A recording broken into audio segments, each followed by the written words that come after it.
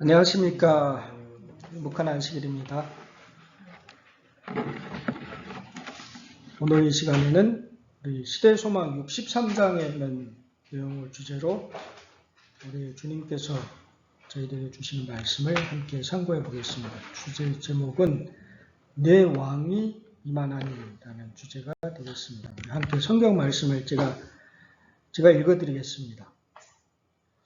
저희가 예루살렘에 가까이 와서 감람산 벳박에게 이르렀을 때 예수께서 두 제자를 보내시며 이르시되 너희 맞은편 마을로 가라.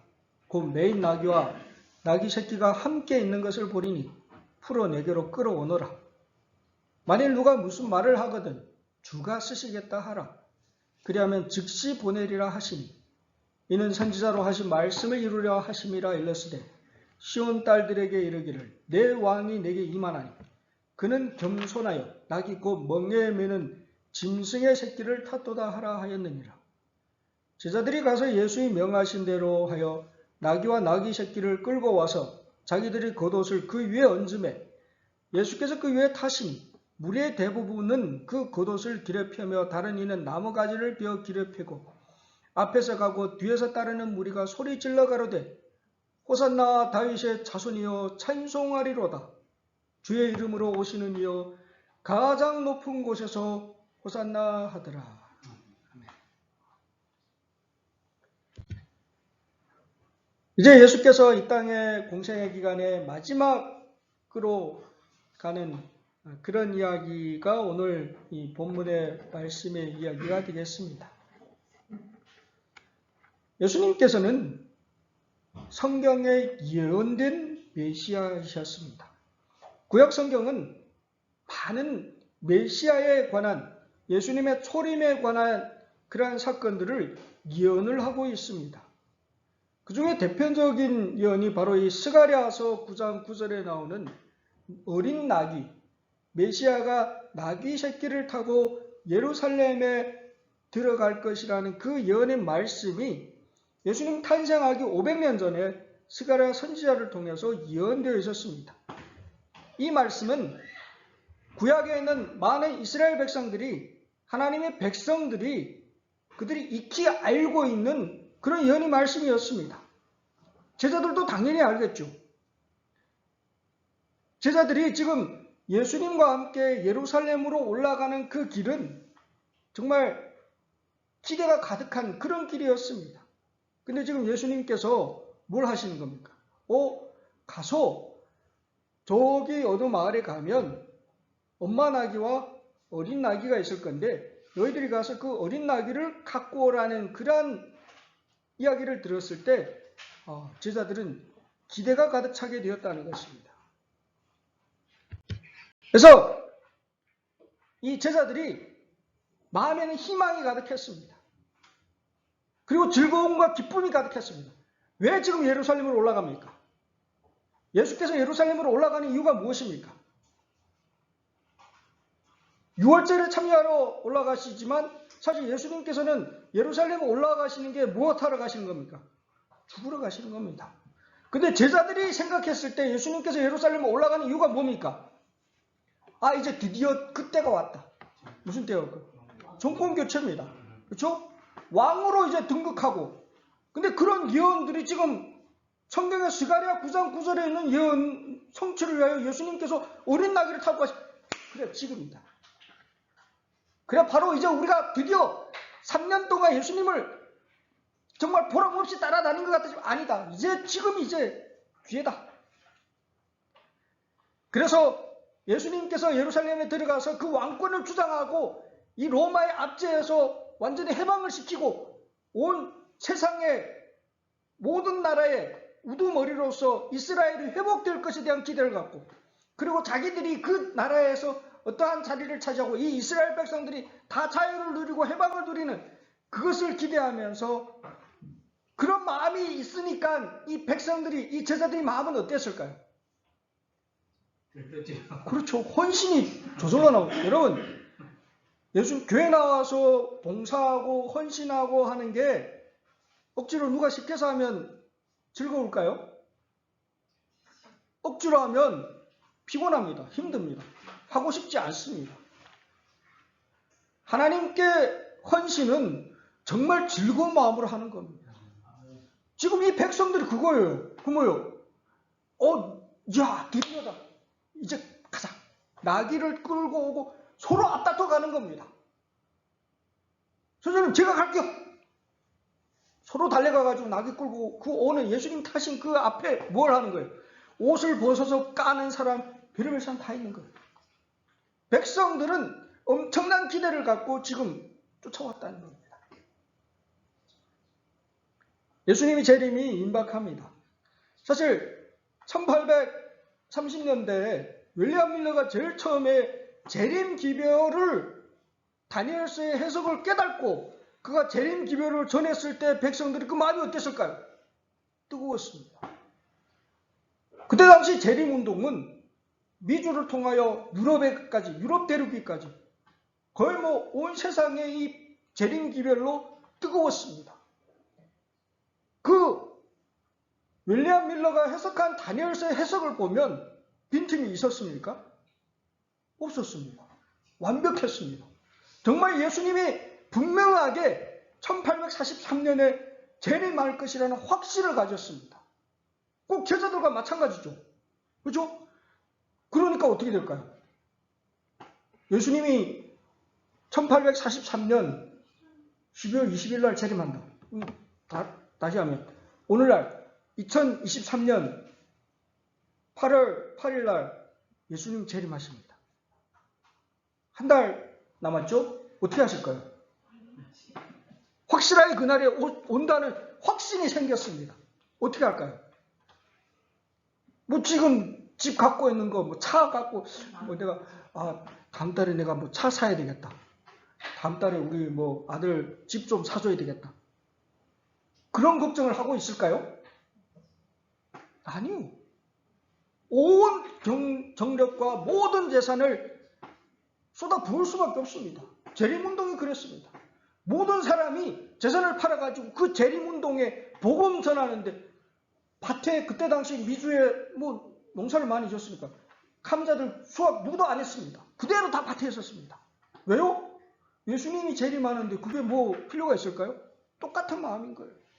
사람들은 교회 헌신하고 봉사하고 그 모든 일에 어쩌면 백성들의 기대가 최고조에 정말 도달했습니다. 정말 당장 오실 그 예수님을 영접할 그 기대로 사람들은 마음에 들떠 있었다는 것입니다. 그런데 어떻게 됐습니까? 예수님 재림하셨습니까? 안 했죠. 혹시 92년도 다미 선교회라고 기억하시는지 모르겠습니다. 그때 다 중국에 여러분들이 있을 때였죠. 92년도에 예수님 재림한다고 막 난리를 했던 적이 있죠. 중국에도 연변에도 그게 들어와가지고 여러분은 기억하시는지 모르겠지만 그때 제가 고등학생이었습니다. 학교 다니는데 그때 소송 쪽에 화룡의 소송 쪽에 그 다미 선교에 들어와서 소송 교회 전체가 아예 이 기별을 받아들였습니다. 그 사람들이 92년 10월 28일 날 예수님 재림한다고 시한부로 날짜를 정해가지고 예수 재림을 전했습니다. 그러니까 사람들이 어떻게 됐을까요? 중국에 있는 그 조선족 교회 안에도 그 기별을 전해 한국은 더 난리도 아니었습니다. 도처에 그 다미 선교회 사람들이 예수님 당장 재림하는데 뭐 하냐고 사람 붙잡고 막 울고 불고 난리치고 그 소송에도 사람들이 그날에 다 교회에 모여가지고 그래서 경찰들 동원해가지고 일이 날 것 같아가지고 막 지키고 막 그런 일이 있었습니다. 화룡에. 다른 지역에는 그런 일이 없었나 보죠? 처음 듣는 얘기예요? 예, 그때는 교회도 많이 나왔어요. 그렇죠. 그래요. 92년도에 저도 교회는 안 나갔습니다. 근데 그때 저희가 초성하고 화룡 팔가자가 가깝잖아요. 들었어요. 저희는 학교에서. 그럼 저희는 그때 교회 안 다니니까 비웃었죠. 이 미친 사람들 좀 뭐 한다고 저러냐고. 근데 어떻게 됐어요? 결국 안 오는 거예요. 여러분 무언가 이렇게 예수님의 재림, 왜 성경에서 예수님께서 재림하는 시와 날짜는 정확하게 알려주지 않았을까 하는 겁니다. 하나님의 섭리가 있다는 것입니다. 어떤 잘못된 빗나간 확신에 빠지게 되면 사람들이 쉽게 흥분하고 또 잘못된 신앙으로 빠져나가기가 쉽다는 것입니다. 사실 예수님께서 예루살렘에 입성할 그 당시에 그 백성들의 마음과 제자들의 마음은 이 마음에는 뜨거움이 가득했습니다. 희망이 가득했습니다. 아, 이제 드디어 우리 예수님께서 확실하게 왕으로 군림하고 우리가 기대했던 그 모든 것이 확실하게 이루어진다는 확신에 가득 찼습니다.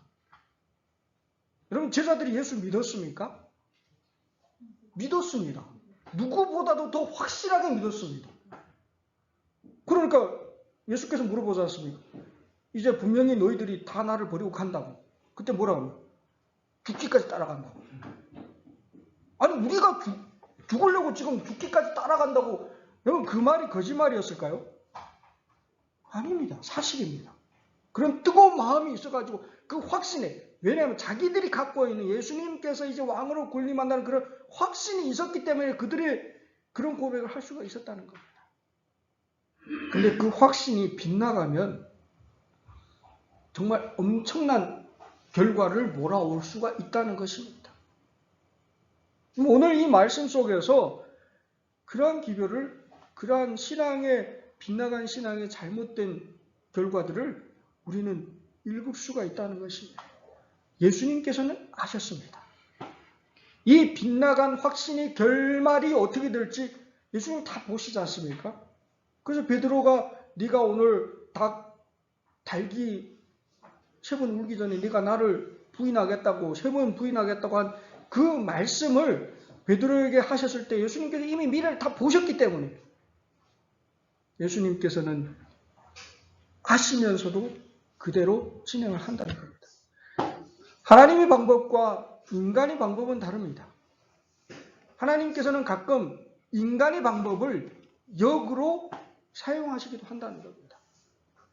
인간들이 지금 기대한 것은, 사람들이 기대한 것은 예수님께서 지금 예루살렘으로 올라가서 왕으로 군림해서 자기들이 권력을 잡고자 하는 그것을 그들은 기대를 해서 지금 이 모든 행보를 하고 있었습니다. 근데 예수님께서는 지금 제자들과 이 무리들이 하고 있는 이 일의 결과 때문에 결국 자신이 십자가에 못 박히게 될 것이라는 것까지도 예수님께서 아셨습니다. 그럼에도 불구하고 예수께서는 막지 않으셨습니다. 왜요? 예수께서 이 땅에 오신 소명이 죽기 위해 오셨기 때문입니다. 십자가에 달려 인류의 모든 죄를 지고 그분은 돌아가셔야만 하셨습니다. 그래서 그분은 인간의 방법이 분명히 자신을 죽음으로 몰아갈 걸 알면서도 그대로 모아뒀다는 겁니다. 여러분, 우리는 정말 우리가 하고 있는 일의 그 결과를 알지 못합니다. 많은 경우에. 그죠?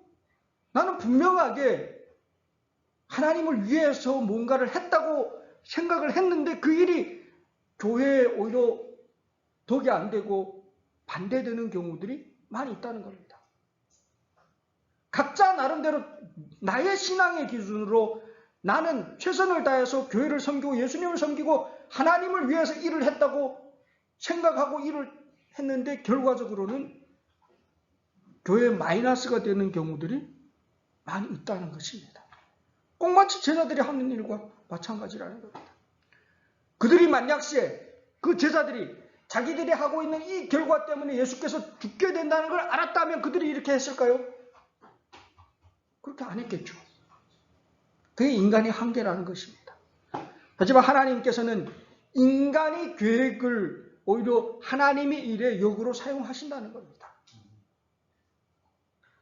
가끔 우리가 하고 있는 일, 그런 것들이 이해가 안 될지라도 그 속에는 어쩌면 잘못된 방향으로 나가는 그 길 속에도 하나님의 섭리는 있습니다. 그래서 성경에 사도 바울이 뭐라고 했습니까? 분쟁으로라도 하나님의 복음이 전해진다고 하면 그것은 좋은 거라고 얘기하고 있지 않습니까?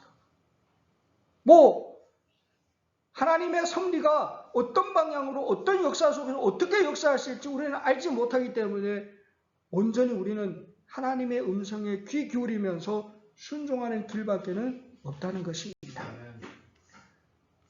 하지만 가장 위험한 것은 분위기 신앙입니다. 그때 당시 사실 많은 사람들은 그 분위기를 따라갔습니다. 시대의 소망에도 표현하다시피 여기에 가담한 모든 사람은 그 분위기의 감흥에 사로잡혀 이 산에서 저 산으로 다시 골짜기에서 골짜기로 메아리치는 호산나 소리를 높이는데 한몫을 하였다 했습니다. 분위기 중요합니까? 분위기가 정말 중요합니다. 근데 잘못된 분위기에 빠지게 되면 그만큼 위험한 신앙이 없다는 것입니다. 여러분, 아론이 신앙이 확고한 사람입니까? 아론은 정말로 이제 모세의 옆에 서가지고 모세를 보좌하는 일에 있어서 모세의 형이지만, 그죠? 신앙적으로, 그가 대제사장으로서 일을 하지 않습니까? 하나님 앞에 그는 확고한 사람이었습니다. 그럼에도 불구하고 모세가 시내산에 가서 40일 동안 있는 동안에 이 백성들이 어떻게 했습니까? 신을 내어놔라. 뭐냐? 모세는 죽었는지 살았는지도 모르고 저 산에 올라가가지고 지금 뭐하고 있는지 우리는 알지 못하고 우리를 방치해뒀다. 이제 우리를 애굽에서 인도에는 그 신을 만들려고 누구를 지금 괴롭히고 아론한테 와가지고. 여러분, 영적인 지도자도 가끔은 백성의 분위기에 놀아날 수 있다는 것입니다. 확고한 것 같지만 백성들의 분위기가 그만큼 분위기가 중요하다는 거예요. 그렇게 백성들이 막 이끌어가니까 아론이 어떻게 합니까? 할 수 없어가지고 금을 모아서 금송아지, 정말 이스라엘 백성들이 출애굽하고 나서 그 바로 시내산 앞에서 하나님이 계명이 지금 10계명이 돌판이 준비되고 있는 그 시점에 있어서 가장 치욕적인 이스라엘의 역사에서 치욕적인 사건이 일어난 순간이었다는 것입니다.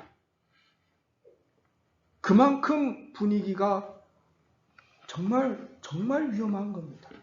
근데 우리도 어떻게 합니까? 가끔 분위기 신앙을 하죠. 교회에서 분명하게 이 길은 잘못된 길임에도 불구하고 모든 교인들이 다 그래도 이거 다 이거 좋다고 하는데 분위기에 따라가지고 나만 눈 좀 감아주면 되겠지 하는 그런 마음으로 쉽게 가는 경우들이 있다는 것입니다. 오늘 세상의 분위기는 어떠합니까? 이 세상은 인간적인 흥분을 자극하려는 분위기가 휩싸고 있습니다.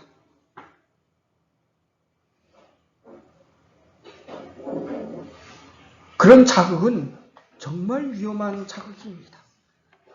여러분, 사람이 이 몸에서 분비되는 그 호르몬이 그 수치가 계속 그러한 흥분에 이제 익숙해지다 보면 더 높은 흥분을 또 요구하게 됩니다. 그래서 뭐예요? 여러분, 연예인들이 마약을 하는 사람 많죠. 한국도 마약 청정국이 아닙니다. 대한민국 마약 하는 엄청 많습니다. 요즘 학교 공문 중에 공문이 이럽니다. 초등학교에 아이들한테 사탕 같은 걸 이렇게 주고 마약이랍니다. 마약이 섞인 그런 음료를 주고 사탕을 주고 그런 일들이 일어난대요. 요즘. 그걸 먹고 아이들이 어떻게 될까요? 중독이 걸릴 거예요. 사람이 이렇게 몸이 그런 흥분에 익숙하게 되면 더 높은 흥분과 자극을 요구하게 됩니다. 연예인들이 마약을 많이 하는 이유가 그겁니다. 대중들 앞에서 그 흥분된 도가니를 경험을 했는데 뒤에 내려오면 허전하지 않습니까? 그러니까 뭐예요? 대체할 수 있는 뭔가 사람이 없는데 그러한 흥분을 내가 경험하고 싶은 거예요. 그러니까 찾는 게 뭐예요? 마약을 통해서 그걸 또다시 경험하게 되는 거예요.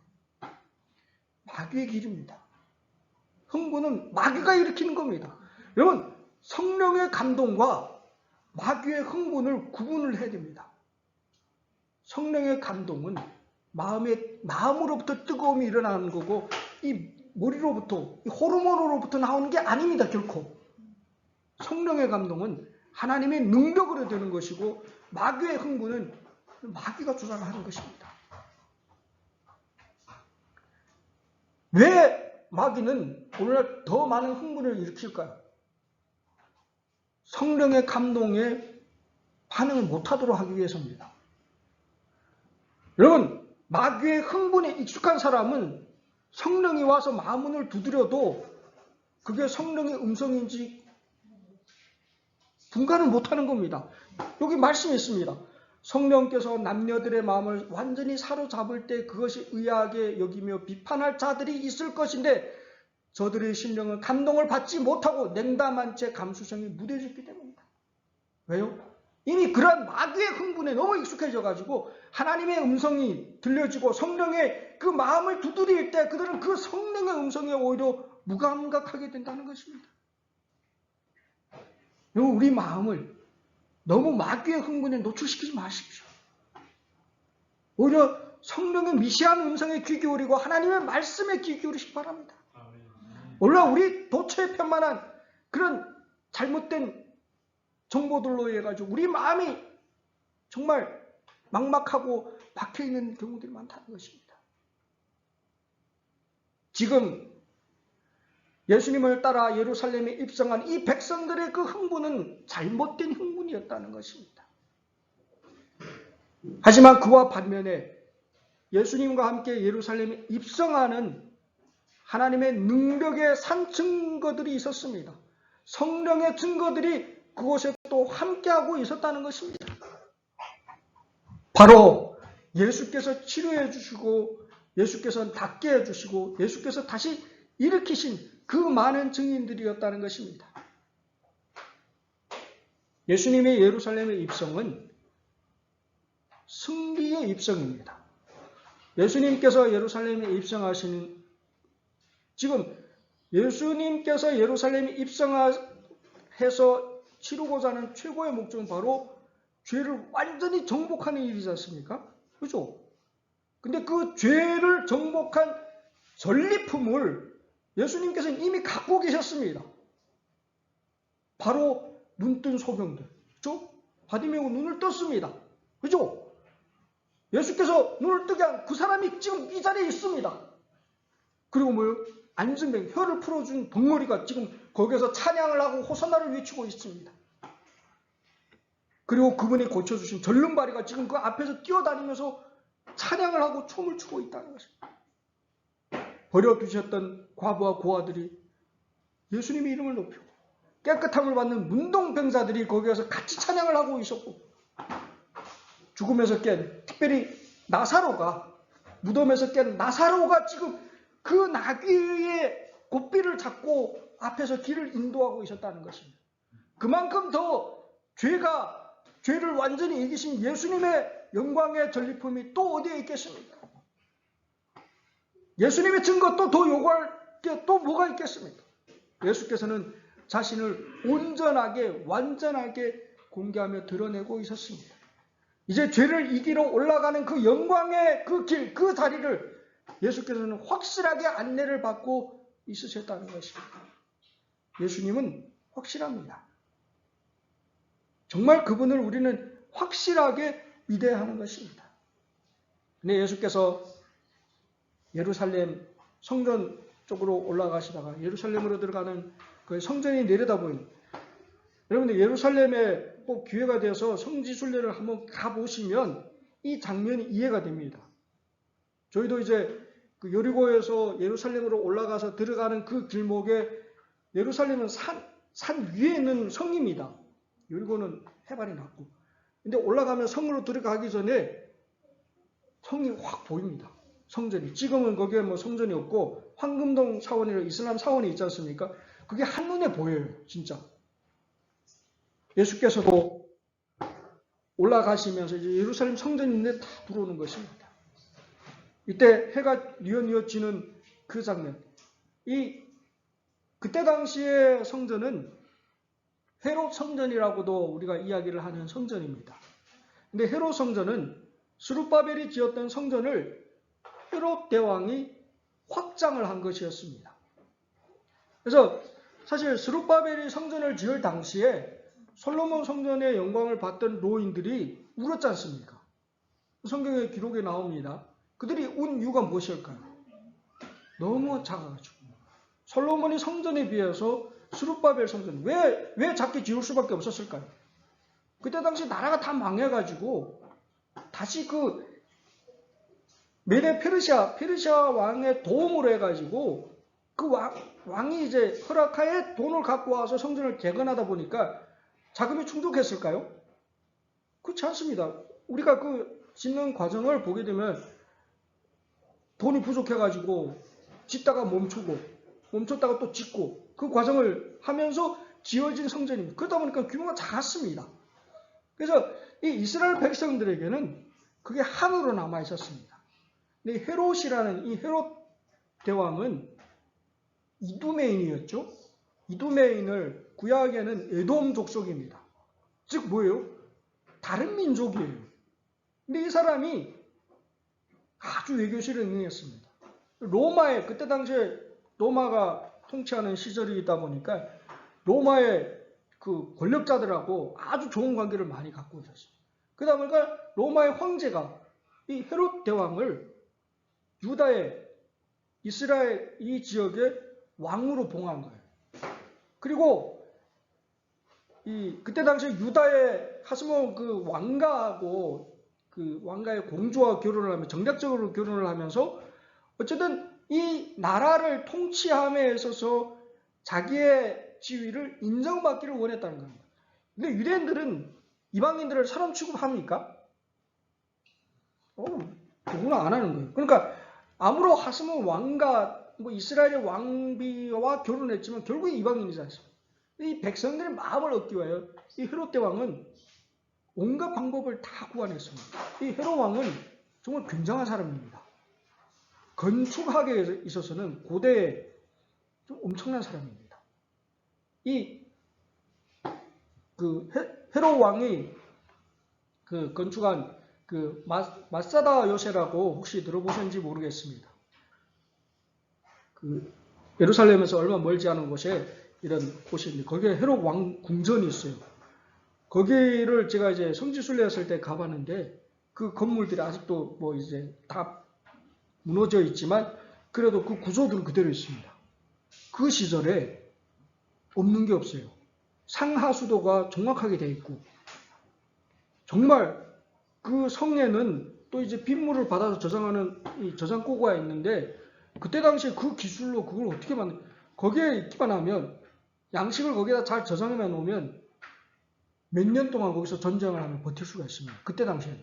지금은 뭐 미사일이 있어가지고 폭격하고 그러는데 그래서 그 예루살렘이 함락될 당시에 최후의 보루가 마사다 요새였습니다. 요세푸스의 기록에 보게 되면 그게 나오는데 그만큼 헤롯은 건축에 있어서는 최고였습니다. 이 사람이 이스라엘 백성들이 마음을 얻기 위하여 성전을 재건하기 시작했습니다. 이미 예수님께서 이 성전에 들어가시기 전에 30년 전에 성전을 보수하기 시작해서 그때 이미 30년이 지났는데 예수님 태어나기 전부터 이걸 보수하기 시작했는데도 아직도 끝나지 않았습니다. 그만큼 화려하고 정말 웅장하게 성전을 솔로몬 성전의 그 영광을 재현할 만큼 정말 웅장하게 성전을 건축했습니다. 그래서 가히 그때 당시에 세계 불가사의 중에 하나라고 그렇게 기록하고 있습니다. 그때 당시에 역사학자들이 기록한 글들을 보게 되면 세계적으로 정말 경이로울 만큼 최고의 최대의 성전으로 손꼽힐 만한 성전이 예루살렘의 성전이었습니다. 그리고 성전을 지을 때 진짜 이 헤롯 왕이 돈도 많아가지고 황금을 사용했습니다. 성전에 이 돌과 돌 사이를 놓을 때 금을 놓고 그 위에다도 또 이제 금으로 지붕에 씌우고 하면서 그래서 해가 지는 석양에 그 금빛이 아롱거리는 그 성전을 바라볼 때 정말 너무나 아름다웠다고 합니다. 예수님께서 지금 해 지는 그 저녁 노을이 지는 그 속에서 예루살렘으로 올라가면서 성전을 바라보시면서 그 마음의 감탄, 이 백성들도 마찬가지였습니다. 너무나 아름다운 그 성전. 정말 경이 중에 경이 그 성전이었다.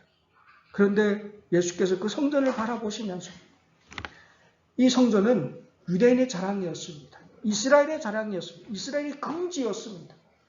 항상 유대 백성들은 이러한 성전이 있음을 인해서 정말 엄청난 자부심을 가졌다는 겁니다. 그런데 그런 성전을 바라보시면서 우리 주님께서 눈물을 흘리고 계시다는 것입니다. 펑펑 울고 계셨습니다.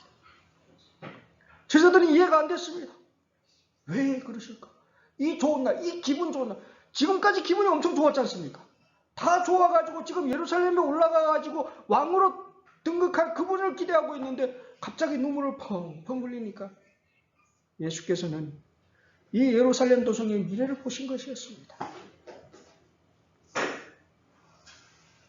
그분께서는 이제 본인에게 닥칠 그 조롱과 조소 또 비난 그런 것 때문에 슬퍼하신 것이 아니고 이 앞으로 이 성이 당하게 될 그 엄청난 사건을 주님께서는 보시고 눈물을 흘리고 계셨다는 것입니다.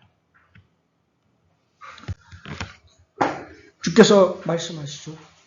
너도 오늘날 평화에 관한 일을 알았다면 좋았을 뻔하였을 것을.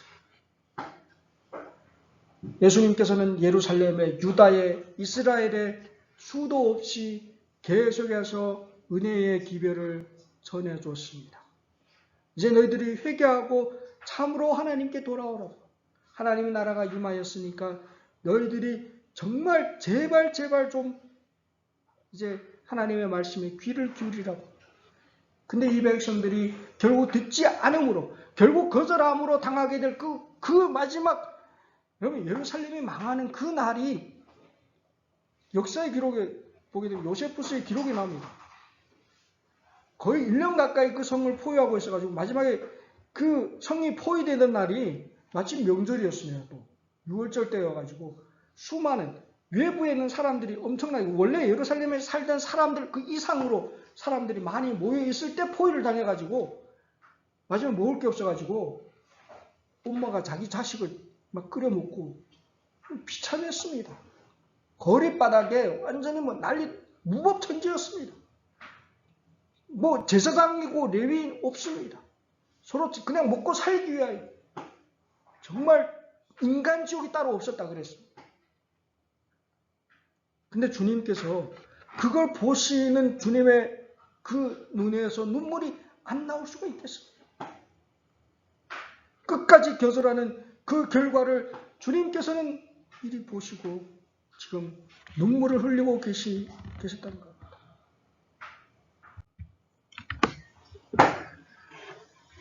만일 그때에 여러분 예루살렘은 아직까지도 기회가 있었습니다. 지금 예수님께서 들어가시는 그 순간까지 기회는 있었습니다. 그 순간에 그들이 회개를 하면 구원은 있습니다. 하지만 끝까지 거절함으로 말미암아 결국 그 성은 함락되었고 처참한 결과에 놓여지게 됐다는 것입니다.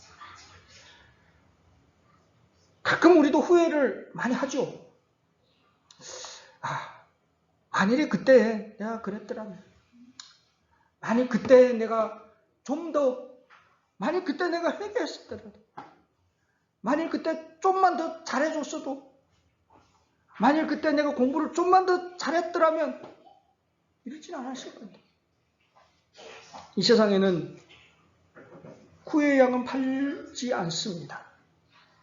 만일 그때는 우리 인생에는 정말 의미 없는 후회의 선택일 뿐이라는 것입니다. 중요한 순간이 있다면 바로 오늘 지금이라는 것입니다. 하나님 앞에 오늘 지금 바른 선택을 하게 되시기 바랍니다. 예루살렘에 멸망하는 그날에 수많은 사람들이 예수님의 말씀을 들었던 수많은 사람들이 이러한 후회를 하고 이러한 정말 만일 그때라는 후회를 했었다는 것입니다. 결국 예루살렘은 그 무서운 징벌을 피해 갈 수가 없었다는 것입니다. 주님의 재림도 마찬가지입니다. 하나님께서는 재림의 기별을 오늘날 우리에게 전해주고 우리로 하여금 이제 깨어서 주님의 재림을 영접하기를 원하고 계신다는 것입니다. 하나님께서 오늘날 우리를 사랑으로 아직까지도 우리에게 기회를 주고 있다는 것입니다. 여러분, 오늘날 이 세상이 지금 흘러가는 모습 속에서 정말 예수님의 재림이 가까이 이르렀다는 것을 우리는 언제든지 확인할 수가 있습니다.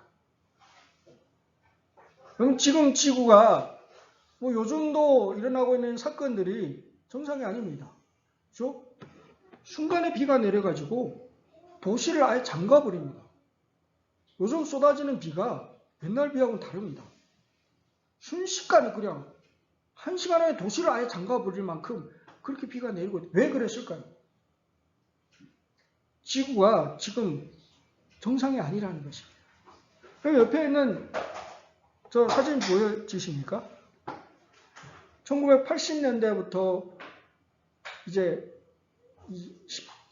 20년대까지 그린란드의 변화를 이야기하는 겁니다.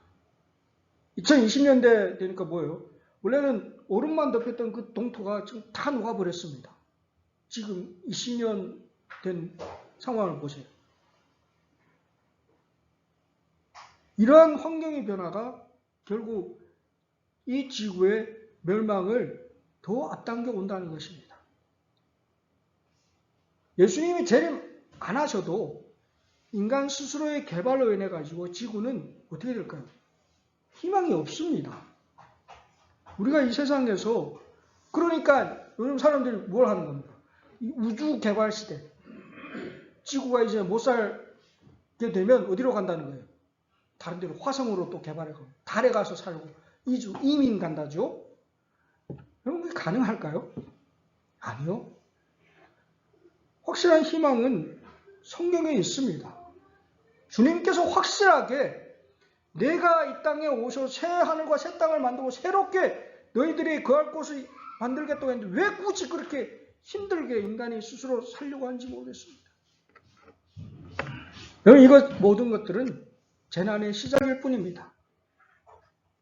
예수께서 멸망해가는 그 예루살렘의 그 모습을 보면서 내가 어찌 너를 버릴 수 있겠느냐고 한탄하듯이 이 마지막 때에도 주님께서는 이 마지막 날 우리들을 붙들고 계신다는 것입니다. 계시록에 보게 되면 하늘의 네 천사가 사방에 네 바람을 지금 잡고 있습니다. 그 바람이 놓여지면 세상 뒤죽박죽이 될 겁니다. 아직까지도 하나님의 자비의 용서의 은혜가 이 땅에 내려지고 있기 때문에 지구는 아직까지 지켜주고 있는 것이지, 그 네 천사가 바람을 놓는 순간 지구는 일곱 재앙으로 완전히 뒤죽박죽이 될 것이라. 그때 우리가 갖고 있는 것들은 무엇이 의미가 있겠습니까? 오늘날 우리가 정말 하나님 앞에 온전히 드려야 될 것이 있다면 바로 회개한 온전한 우리들의 거룩한 산제사로 우리 자신을 드리는 그것이야말로 우리가 하나님 앞에 드려져야 될 바른 제사가 아닐까 생각이 됩니다. 예수께서는 예루살렘에 입성함으로 말미암아 자신을 온전히 입증하고 계신 것이었습니다. 예수님의 이 사건은 아담 때로부터 예언된 그런 사건이었습니다. 예수께서 아담에게 뭐라고 했습니까? 뱀이 머리를 상하게 할 여인의 후손이 오실 것이라고 말씀하셨는데 그분이 바로 예수 그리스도셨습니다. 아브라함은 뭐라고 합니까? 살렘과 멜기세덱이요 평화의 왕으로서 대표될 예수께서 오실 것이라고 말씀하셨습니다. 야곱은 그분은 유다 지파의 실로라고 말하였습니다. 이사야는 임마누엘, 기묘자, 모사, 영존하신 아버지요 평강의 왕이라고 말하셨는데 그분이 바로 예수 그리스도셨습니다. 예레미야는 다윗의 가지요 여호와 우리의 의라고 말하였습니다. 다니엘은 그분은 메시아라 할 것이라고 예언을 하였고, 호시아는 그분은 만국의 하나님 여호와시라는 말씀을 하셨습니다. 침례요한은 예수님을 가리켜 보라 했습니다. 보라, 세상 죄를 지고 가는 하나님의 어린 양이라고 그분을 이야기하셨습니다. 그분이 바로 예수 그리스도셨습니다. 그분이 예루살렘 입성을 통하여 그분은 확실하게 확고하게 자신이 바로 그 왕이요 성경 역사를 아담으로부터 시작해 가서 침례 요한까지 예언한 바로 그분이셨음을 그분은 이 사건을 통하여 만천하에 공표하셨습니다. 이제 우리에게는 확실한 예언과 약속이 있습니다. 시온이 딸들아 크게 기뻐할지어다. 예루살렘에 따라 즐거이 부를지어다. 내 왕이 내게 임하나니 그는 공의로우며 구원을 베풀며 겸손하여서 나귀를 타나니 나귀의 작은 것 곧 나귀의 새끼니라. 주님의 재림도 주님의 초림과 같이 확실합니다. 주께서 약속하셨습니다. 가서 너희를 위하여 처소를 예비하러 가노니 처소가 예비되면 다시 와서 너희를 나 있는데 영접할 것이라고 약속하신 주님의 약속이 우리에게 주어져 있습니다. 그분의 초림이 확실했던 것 같처럼 그분의 재림도 분명히 확실할 것입니다.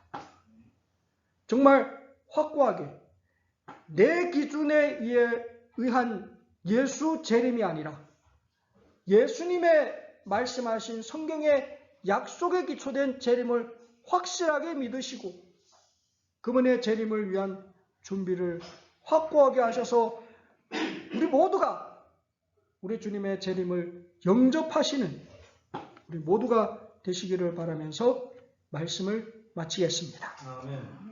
아멘.